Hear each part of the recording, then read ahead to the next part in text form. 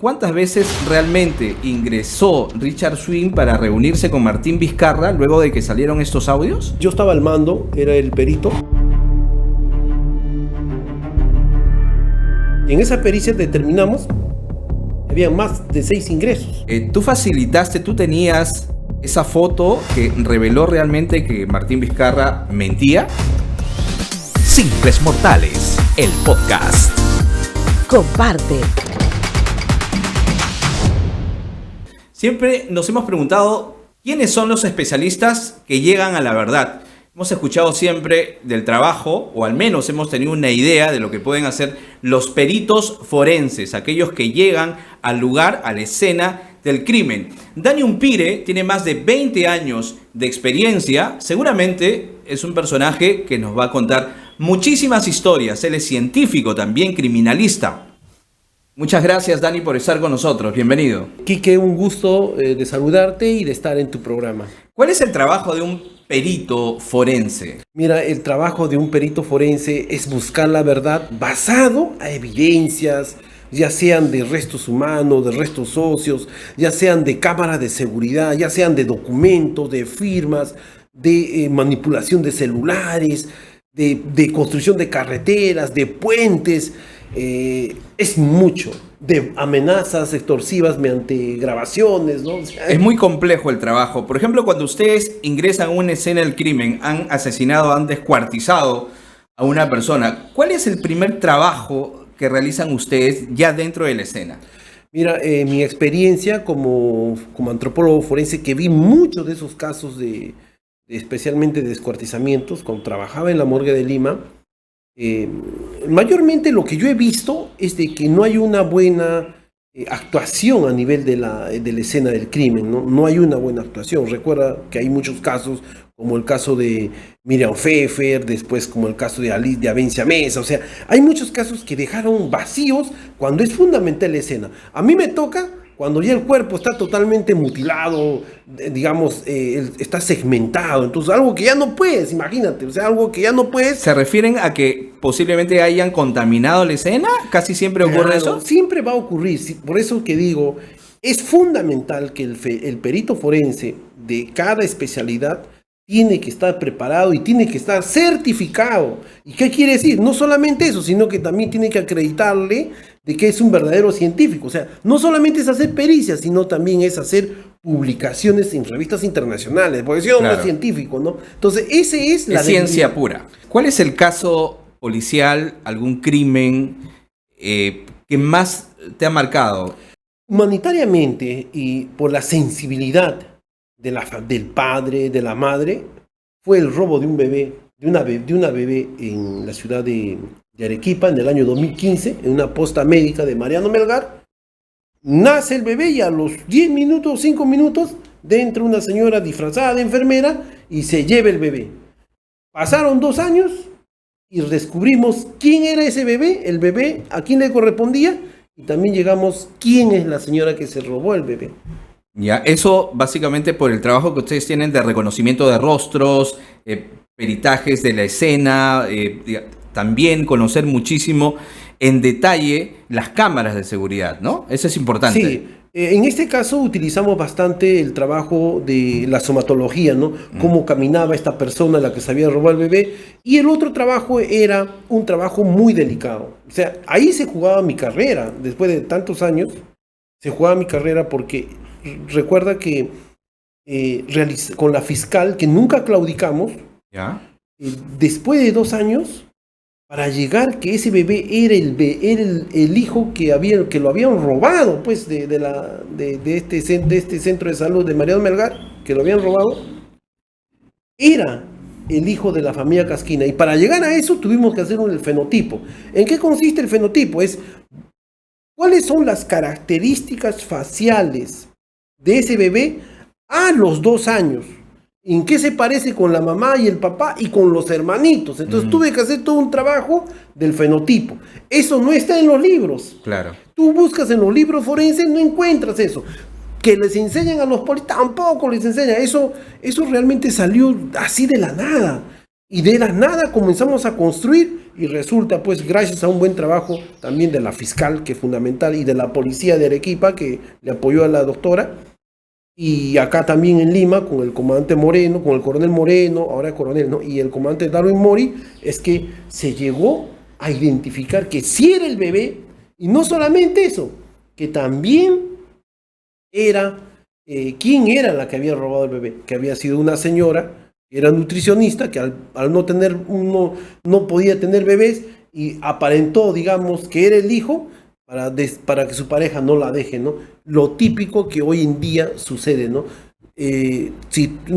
Voy a decir claro este tema aquí, que por ejemplo hay una pareja, pero la dama tiene hijos que no son del varón, entonces el varón dice yo me voy porque ya no quiere estar, entonces lo primero que hace la mayoría, lo primero que hace es, hija, ¿sabes qué? Dile que tu padrastro te ha tocado o te ha mañoseado, lo que sea, y ¡brum! Denuncia, y ese señor puede estar en la cárcel. O sea, es la típica. Claro. Entonces, en este caso, esa señora fingió que ese bebé era de su pareja para que no la deje. ¿Cuáles son las características de una mente criminal? Por mi profesión y por mi experiencia, ¿no? Por mi formación, te digo de que es una persona fría, que no tiene sentimientos, ¿no? O sea, no hay sentimientos, no hay valores, ¿no? O sea, totalmente es una persona que para él los valores no existen. Ese es un primer punto, ¿no? Porque muchos pueden decir, yo vengo de un hogar disfuncional, y por eso que mato, por eso que descuartizo, por eso que robo, por eso que violo, etc. En cambio, yo vengo de un hogar disfuncional y yo no soy lo contrario de él. Yo ahí me dediqué a estudiar y me dediqué, digamos, a forjar y a luchar contra la criminalidad desde el punto de vista científico, ¿no? Entonces son cosas diferentes, así es que ese es un pretexto para ellos. Volviendo a estos temas de asesinatos y crímenes, ¿por qué ustedes siempre se escucha, ¿no? Que el cuerpo habla, el cuerpo de una persona a quien han asesinado, un cuerpo inerte en una escena, ¿por qué, digamos, puede dar algunos indicios, por más difícil que parezca el caso? Sí, porque, por ejemplo, si es un cuerpo que ha sido descuartizado, solamente se encuentra capaz un segmento, digamos, de un brazo, una pierna, como se ha visto en el Perú, y como también en la actualidad se encuentra, entonces el forense, o es el perito forense, tiene que valorar, o sea, qué cosas ha pasado ahí, o sea, por eso tiene que decir, ¿no? ¿Qué pasó? Tiene que hacerse las preguntas, ¿no? ¿Cómo lo mataron? ¿Por qué lo mataron? ¿Para qué? ¿Quién es esta persona? ¿Con qué?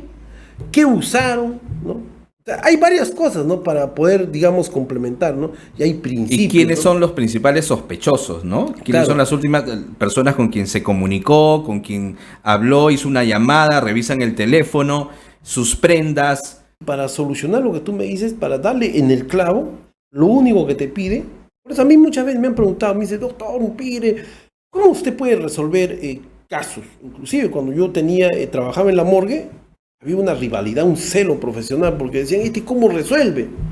Y el hecho, y la solución, ¿sabes dónde está? Simplemente ser,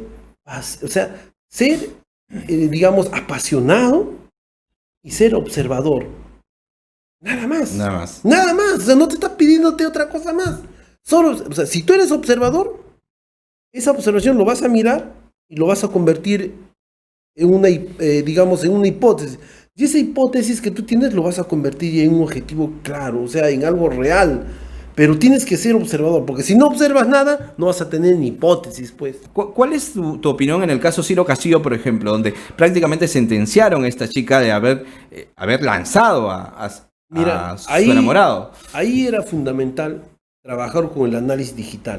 O sea, trabajar con... Ya habían teléfonos móviles, habían mensajes, había una cámara, que la cámara creo que se borró. O sea, habían muchas evidencias que debieron de fortalecerse en ese momento. O sea, hoy en día la evidencia digital es fundamental en resolver hechos criminales también, o sea, un WhatsApp, un mensaje, o sea, todo es una cosa que lo tienen que hilar los policías, pero los peritos lo que encontramos es todo eso, ¿no? Del celular o de la cámara, había una cámara fotográfica, había unos mensajes que habían llamado desde allá hasta, había uno que le decían no me acuerdo el nombre, Sheikh, creo que habían, no me acuerdo el nombre que le decían. O sea, habían comunicación, o sea, tenían que hacerse más estudios en evidencia digital forense, pero para ese entonces todavía pues el Perú estaba en ese nivel, ni siquiera se conocía el manejo de la evidencia digital. Y para ubicar un cuerpo dentro de una zona bastante geográficamente complicada, ¿no?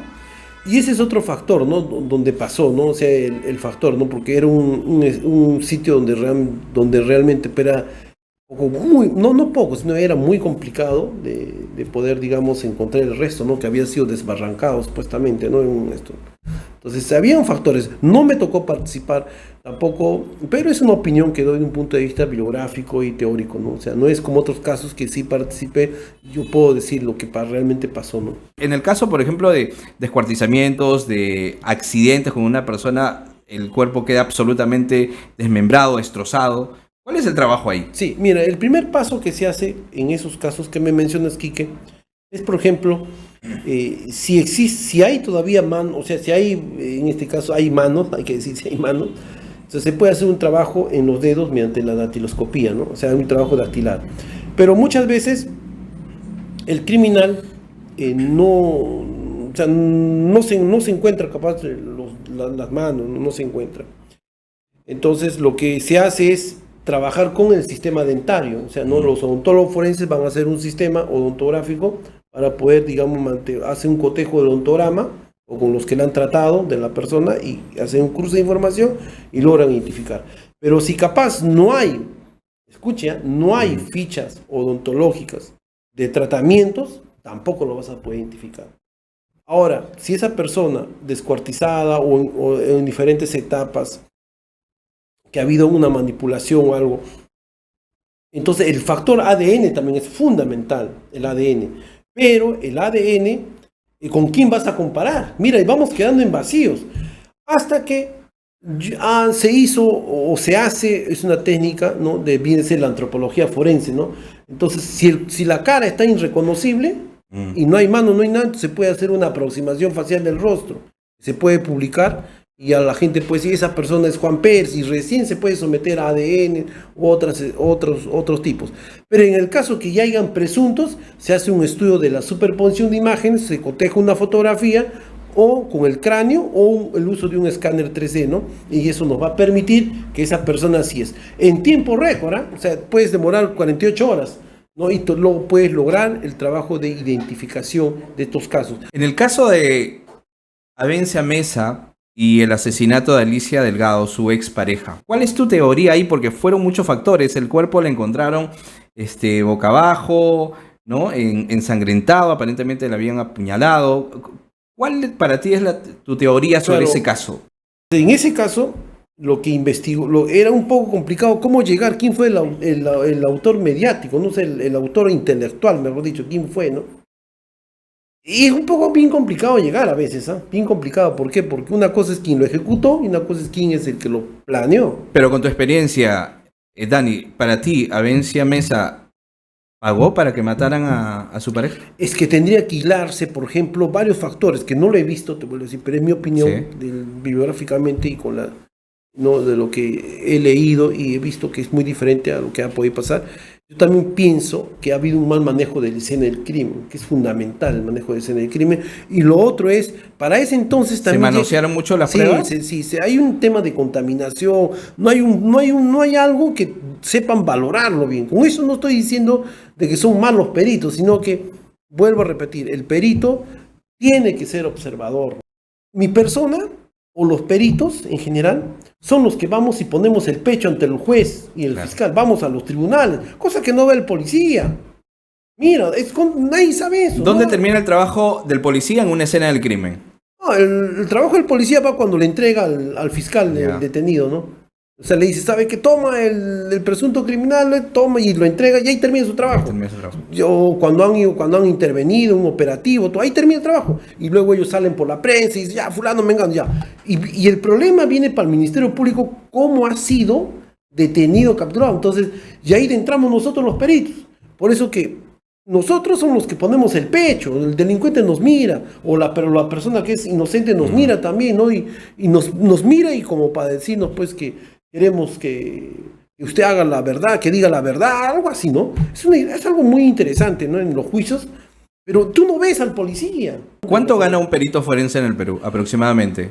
Mira, que está empezando su carrera. Mira, es algo muy curioso. Yo conocí, yo ganaba 2.000 soles como perito forense y era muy feliz. Yo conocía a los peritos que ganaban 5.000 y 4.000. Y cuando yo estaba, yo les propuse que estos peritos ganaran 7.500. Y ganaban 7.500. Hoy en día los peritos ganan ese promedio, 7.500, 8, y algunos ganan 4, 5. O sea, hay de todo, ¿no? Cuando la política se entromete al trabajo de los peritos. Para quienes no conocen, Dani Umpire encabezó la diligencia que fue a investigar el caso de Richard Swing en Palacio de Gobierno. Las visitas de Richard Swing. ¿Dirías tú que hubo manipulación en los ingresos? Porque se hablaban primero, Martín Vizcarra, quien tú has dicho tiene un perfil particular, ¿no? Para mí es un presidente absolutamente cínico y mentiroso. Pero en este caso específico, ¿llegaron a resolver cuántas veces realmente ingresó Richard Swing para reunirse con Martín Vizcarra luego de que salieron estos audios? Sí, mira, este es algo muy curioso. Yo estaba al mando, era el perito. Yo estaba al mando esto y yo firmé la pericia. Y con autoridad te lo digo, yo firmé esa pericia. Y en esa pericia determinamos que había más de 6 ingresos. Pero el expresidente lo mencionaba en todos los medios de comunicación, hasta en el Congreso, creo, no recuerdo, decía 2 veces. Claro. Y todavía decía así, 2 veces entró. Pero cuando nosotros tomamos todo eso, hicimos una copia espejo de la computadora y todo eso que nos llevamos el trabajo en la oficina, estaba escondido, o sea, lo habían escondido, o sea, habían eliminado para que nunca se entere. O sea, ahí hay otra evidencia. ¿Quién mandó que se elimine eso? ¿Por qué no se quería que se sepa eso? Y yo lo descubrí. Pero en este audio se escucha claramente que Martín Vizcarra con Miriam Morales dicen no, se ponen de acuerdo en cuánto tenían que decir a la prensa o a la fiscal, ¿no? De los ingresos realmente. No, hay que decir no más de 2, ¿no? Eso se le escuchó decir a Martín Vizcarra. Mira, pero realmente, o sea, fueron más de 7. Más de 6, claro, más de 6 veces. ¿Ya? Ingresó. Y está justo para hablar con el mismo presidente. Y hablaba, pues, ya había estado los minutos, todo estaba. ¿Y por qué se escondió? Ahora, lo que tú dices es cierto. Hasta hay un audio. Pero pregunto, con tanta evidencia que tienen, sigue libre. Caso de Camayo y Martín Vizcarra. Martín Vizcarra dijo en un momento que no tenía ni un tipo de vínculos con Camayo en el caso de los cuellos blancos. Tú tenías esa foto que reveló realmente que Martín Vizcarra mentía. 2 fotos eran. Yo le hice el peritaje a las 2 fotos. Y las 2 fotos eran auténticas, originales, y en verdad sí se habían reunido. Yo hice la pericia, yo firmé las 2 pericias. Si tendrías que definir quién es Martín Vizcarra. No, pues es, por la evidencia que tengo, es un mentiroso y es corrupto. Dani, muchísimas gracias por acompañarnos en esta edición de Simples Mortales. Muchas gracias por acompañarnos. A ti, Quique, por la invitación y felicitándote por el programa, ¿no? Y yo creo que vas a tener muchas personas, porque hoy en día el tema forense les encanta mucho. Y muchas historias más, por supuesto, por conocer. Sí. Muchísimas gracias, Dani. Hasta aquí llegamos en esta edición con Simples Mortales, el podcast. Simples Mortales, el podcast.